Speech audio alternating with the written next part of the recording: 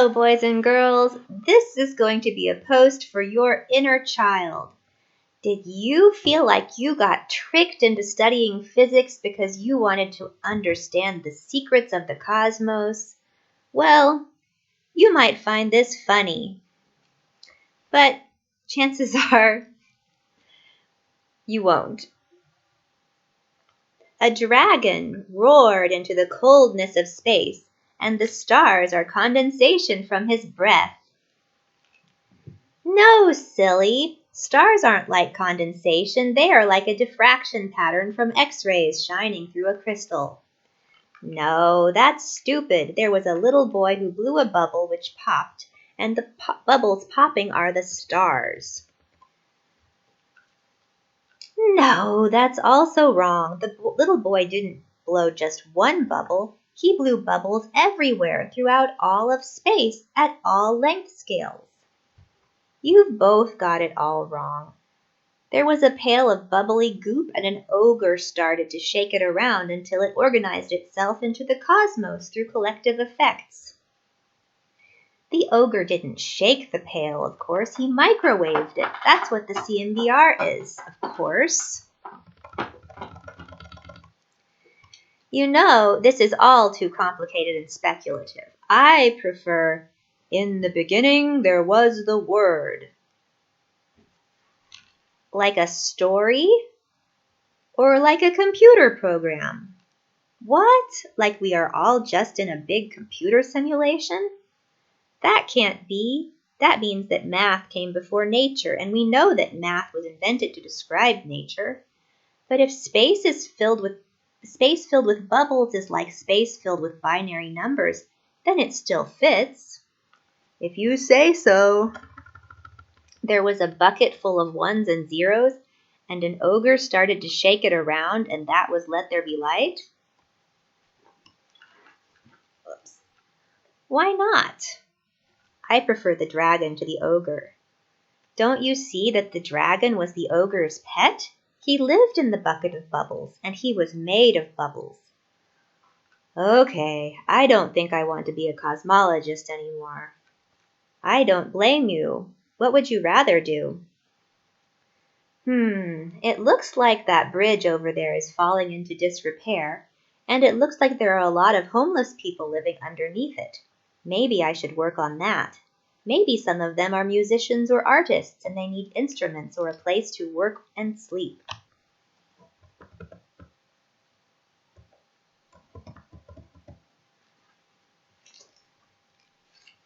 That sounds reasonable.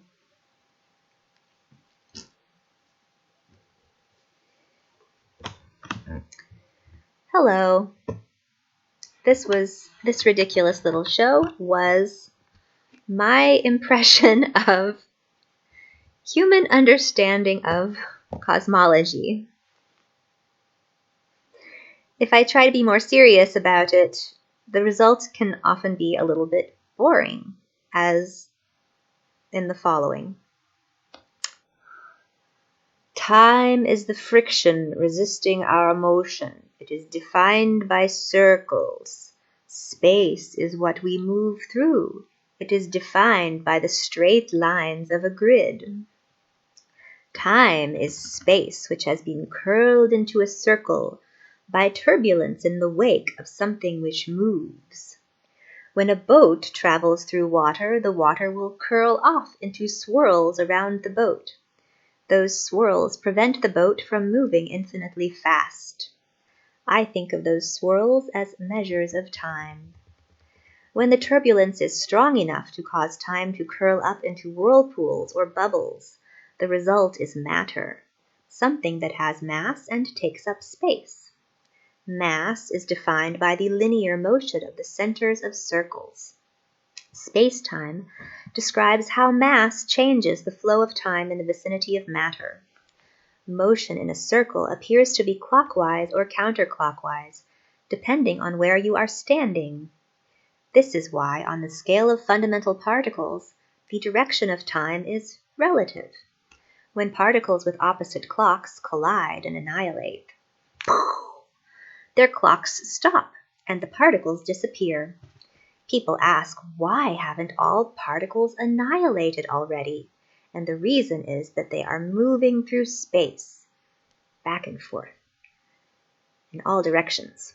And motion through space gives rise to time, the very thing which creates and sustains particles. In our everyday lives, we move through space and experience time as something which keeps us from moving instantaneously through space. When we look at the waves within a clock and the waves within our brains, and we notice that they are roughly synchronized throughout space, we see this as an indicator that both circulations are driven by the same collective motion, as in things moving together. But what is the nature of this collective motion? What is the nature of our accelerated frame of reference relative to a coordinate system which defines space? The popular view today is that this collective motion is expansionary. As space is expanding, as every particle weakly accelerates linearly outwards from every other particle. This leads to a lot of abstract and confusing results, like stars are moving apart at faster than the speed of light, despite the fact that nothing can move faster than light. I prefer avoiding this sort of complication and taking the view that the collective motion of our accelerated reference frame is oscillatory, and that this oscillation gives the illusion of space expanding over cosmic length scales. The idea is that every particle is driven by a master oscillator which causes them to jiggle around in the same direction at the same time. Every motion which is not in sync with this master oscillator is responsible for the fundamental forces like electromagnetism, gravity, and dark matter. Or rather, motions that are synchronized are going to try to move together closer. That's gravity. Whereas anything that is out of sync with this motion, a sort of drag, that's going to look like electromagnetism, the forces that create, atoms and everything that makes matter. So the idea is that these master oscillations occur over a broad range of frequencies and over every spatial direction, but yet each substrate will have its own resonances in a frequency comb. Resonances along a frequency comb give rise to the physical structures we see at all length scales. The smallest oscillations keep our smallest particles alive, like electrons. Larger cyclical motions are responsible for the roughly synchronized electrical cycles of our brains and clocks, and even larger circulations are responsible for the structure of the cosmos. This leads to a metaphysical question that I have. To what extent does our existence in time and space loop back around upon itself? If there were some sort of repetitive cycle associated with our motions, would we overlap spatially with another version of ourselves? Does this blurry overlap give us our sense of free will? This is all a science fiction kind of speculation, and one of my principles of reasoning is that if you can make a science fiction story about it, it's probably wrong. Even though it's a science fiction concept, I kind of like the idea of traveling through space and intersecting with an echo of myself from a previous iteration, with each choice I make increasing or decreasing this intersection. But that's because I like to write fiction, not because I think that this is a true description of reality. Before concluding, I'd like to make a little caveat about a subtle point that confuses many people. Many physicists get confused by the fact that the random clock orientations on the scale of fundamental particles would add up and cancel out. Some clocks are going forward, some clocks are running backwards, and when they meet up, they should annihilate and disappear. So, but that would only be the case if all of those particles are not moving relative to something more absolute. There's an energy driving their motion which keeps them from colliding and annihilating. The confusion arises because relativity tells us that there is no absolute reference frame. So there can't be any collective motion relative to anything absolute. But the moment that you let go of stupid relativistic thinking, your problem is solved. So people who hold on to relativity and think that it's a fundamental truth of nature rather than an approximation which is useful for describing certain situations, they often say that there must be an asymmetry in the particles, which we haven't yet been able to detect with particle colliders. And because of these sorts of people, fruitless billions have been spent on this issue, when all that was required to understand it was to step away from the microscope and reconsider the notion that there could be collective motion relative to an absolute reference frame, which is impossible to detect directly, because every detector is moving along with every object you want to detect. That's the whole concept of a shaking reference frame that makes it look like, for example, stars are moving away from one another, even though that's just an artifact of the measurement technique. It's how you interpret what a redshift means. Does it mean that light loses energy as it travels to us, or does it mean that the star which produced the light is moving away from you? It's a choice. It's not something that's forced upon you. So when someone like me says, I think we live in an accelerated reference frame in which everything is shaking, and that's what creates all of the matter and everything we see. The objection is, how can anyone talk about the physics of something which is impossible to directly measure? And my response is, when all of the physics puzzles of the 20th century can be explained by a simple oscillatory motion, which is impossible to directly measure, then perhaps it makes sense to consider that this motion has been indirectly measured via, for example, the uncertainty principle of quantum mechanics and a million other effects, and that the billions of dollars spent to directly measure this oscillatory motion were poorly invested, because you can't directly measure it, you can only indirectly measure it. So this is the state of the physics on the micro scale, but what does it look like on the macro scale?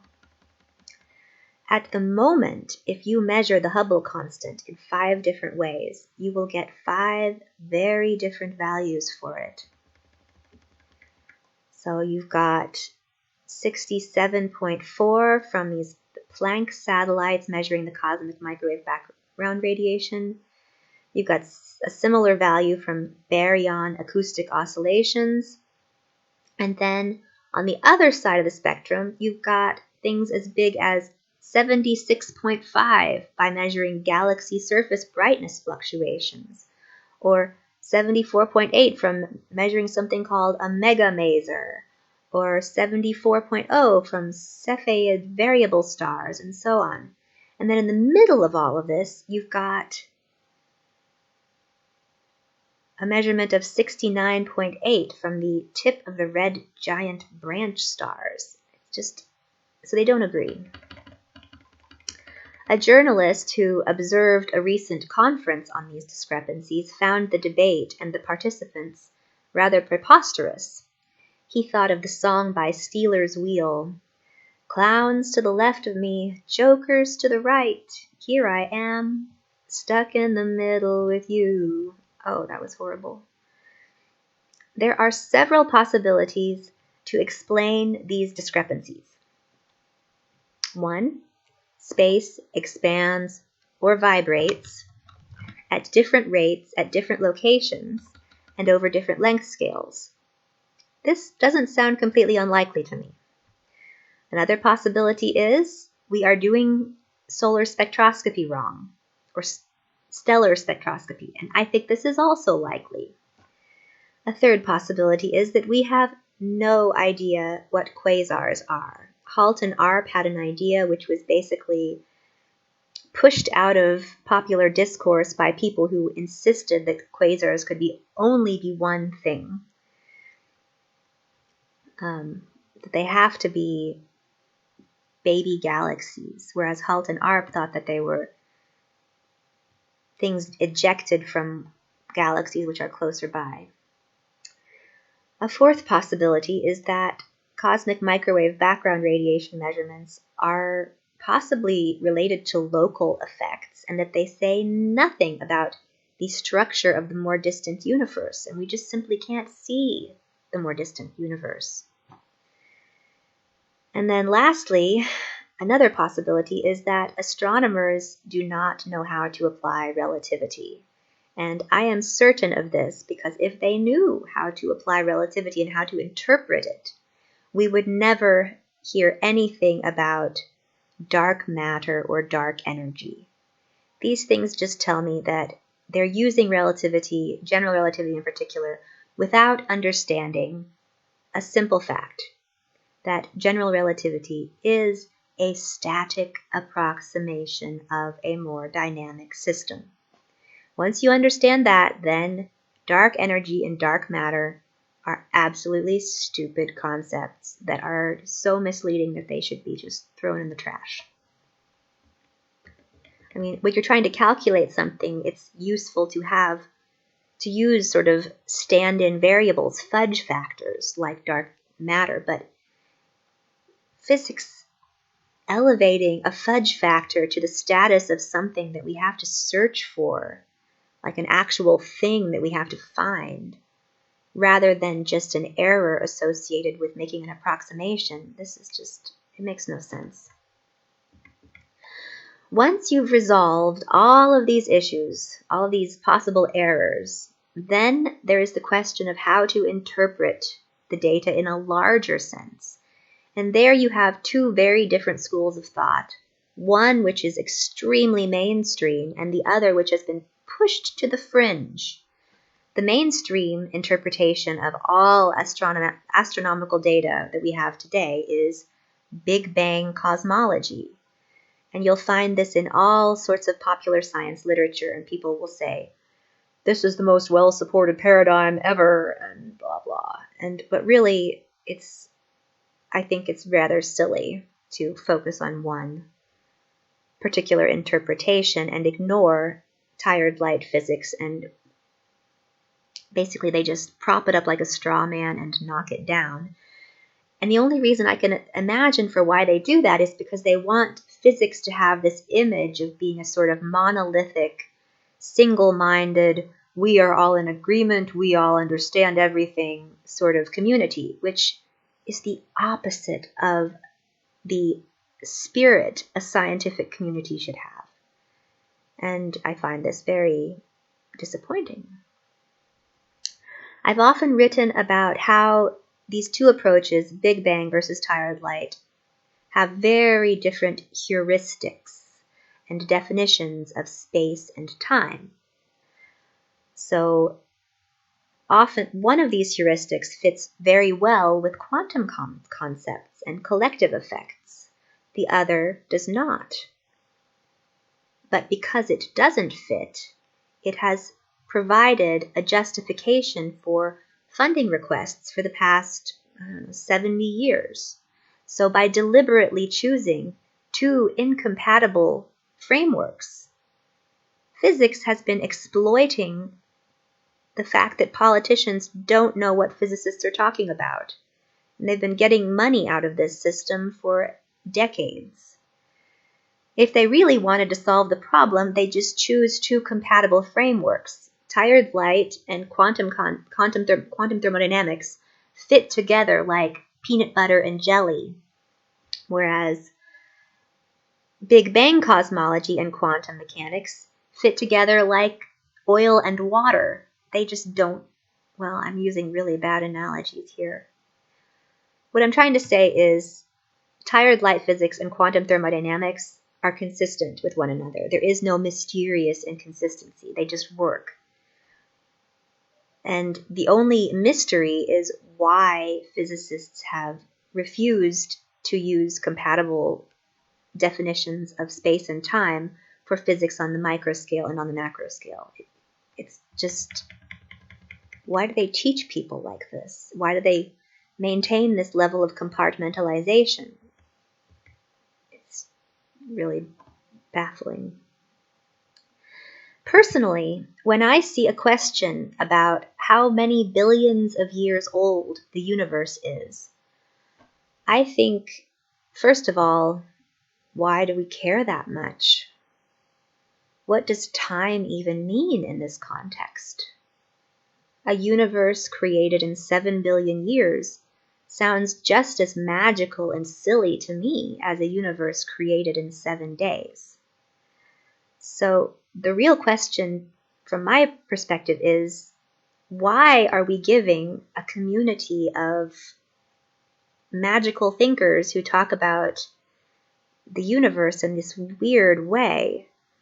Why are we giving them so much money and notoriety? It's almost like they're trying to start a religion, and a lousy religion. I mean, I was drawn into it initially, and I studied the tenets of the religion for 2 decades of my life. But once you step away from it and start to think about it, it seems as silly as any other silly religion. Then I try and take a more historical perspective, and I think about Isaac Newton and chronology, and I change my mind back and forth. How we think about the cosmos has profound impacts on how we view ourselves and our purpose in life. If we think that the universe is going to expand forever and die in this sort of cold, black heat death, that has psychological implications. If we say that the universe is in a steady state, it's just always shaking and there's some sort of outside force keeping everything going, that's also a powerful image of how the world works. And I think it would change how people think about their lives and their place in the cosmos. I really wish this had higher production values and that I was able to explain this better. But sometimes quiet voices can connect more than loud, showy people on podiums claiming that they have all the answers. I hope you learned something that helped you think about these things in a new way, and I hope you tune in for some of my future videos, which will be better than this one for sure. Definitely. Until then, thank you for watching.